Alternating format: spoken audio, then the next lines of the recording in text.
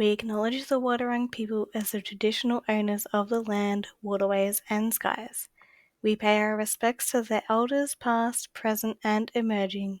We acknowledge all Aboriginal and Torres Strait Islander people who are part of our Greater Geelong community today. Welcome to this episode of Capture Playtime. Hi everyone, welcome. My name is Natalie. With over 10 years in early childhood, a current commitment to further study, and a passion for children's development, here's this week's episode, Unplugged and Reconnecting, What Families Need to Know.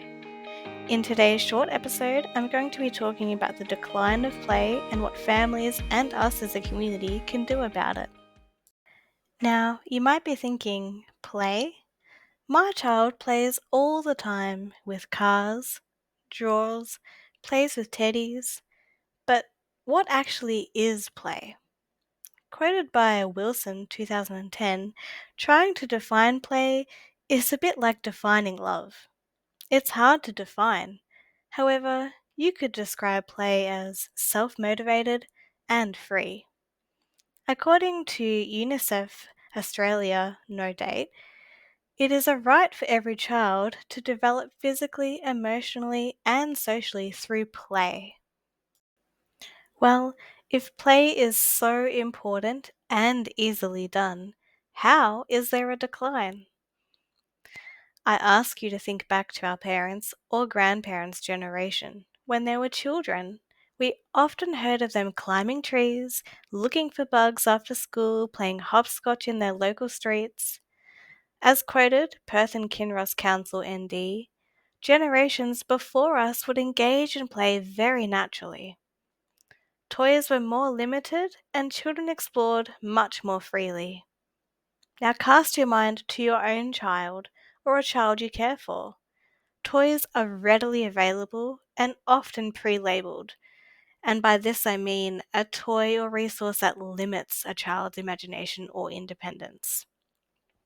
Children in this generation are less likely to be allowed to climb trees or play in the streets due to a fear of an unknown risk.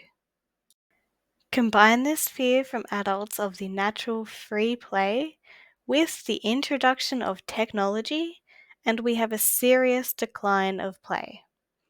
It was Niteki and Chung, 2016, who mentioned when adults reduce the time and place for play, the result is actually very damaging to a child's physical health and well-being.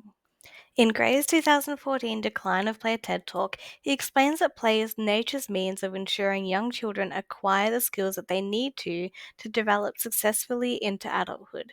So now that we've discussed the importance of play, what can we do about it? So, families, how can we stop play declining and instead start thriving? Let me share some advice with you. Take a deep breath and begin to let your child have control over their play. Empower your child to assess their own risks by climbing high. Empower your child to solve how to carry an imaginary bag of gold. Empower your child to socially navigate who will be a thief or cowboy. Empower your child to be self-motivated and free. It is our responsibility to take a step back from children using technology and to take a step back from interfering in children's play. We will only then begin to see not a decline of play, but a reawakening of their play. Thanks for listening to Unplugged and Reconnecting. Please see all info discussed linked below. See you next week.